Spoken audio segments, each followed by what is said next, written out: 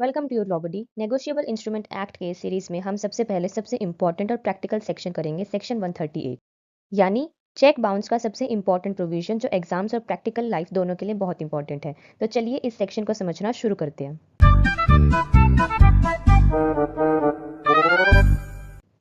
Section 138 बोलता है कि अगर कोई पर्सन अपने बैंक अकाउंट से किसी दूसरे पर्सन को पेमेंट करने के लिए चेक इश्यू करता है किसी लीगली एनफोर्सेबल डेट या फिर लायबिलिटी को रीपे करने के लिए, और वो चेक बैंक से अनपेड रिटर्न हो जाता है बिकॉज ऑफ अकाउंट में सफिशिएंट बैलेंस नहीं था या फिर चेक अमाउंट एग्रीड लिमिट से ज़्यादा था, तो ऐसे पर्सन को ऑफेंस कमिट करने वाला माना जाएगा अंडर सेक्शन 138। अब फिर इसमें पनिशमेंट क्या होगी? Punishment is up to 2 years of imprisonment या फिर चेक अमाउंट का डबल तक का फाइन या फिर दोनों भी हो सकते हैं। अब इसके बाद है प्रोवाइसोस, जो कि इंपॉर्टेंट कंडीशंस हैं। सेक्शन 138 तभी अप्लाई होगा जब ये 3 कंडीशन सेटिस्फाई हो जाए। कौन कौन सी कंडीशन? प्रेजेंटेशन ऑफ चेक, कि चेक को इश्यू डेट से 6 महीने के अंदर या फिर चेक की वैलिडिटी पीरियड तक बैंक में प्रेजेंट करना ज़रूरी है, जो भी अर्लियर हो उसके अंदर चेक प्रेजेंट होना चाहिए। फॉर एग्जाम्पल, अगर चेक की वैलिडिटी 3 मंथ्स है तो 3 मंथ्स के अंदर ही प्रेजेंट करना पड़ेगा।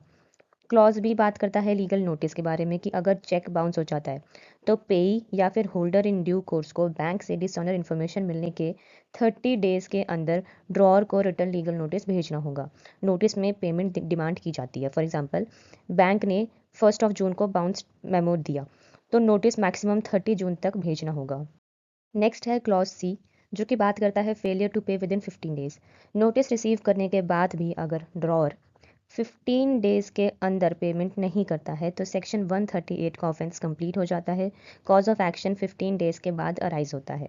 फॉर एग्जांपल, नोटिस 5 जुलाई को रिसीव हुआ, अगर 20 जुलाई तक पेमेंट नहीं हुआ तो ऑफेंस कंप्लीट हो जाएगा। नेक्स्ट हम बात करते हैं एक्सप्लेनेशन के बारे में। एक्सप्लेनेशन बात करती है डेट और द अदर लाइबिलिटी। सेक्शन 138 सिर्फ तब अप्लाई होता है जब चेक किसी लीगल एनफोर्सेबल डेट या फिर लीगल लाइबिलिटी को डिस्चार्ज करने के लिए दिया गया हो।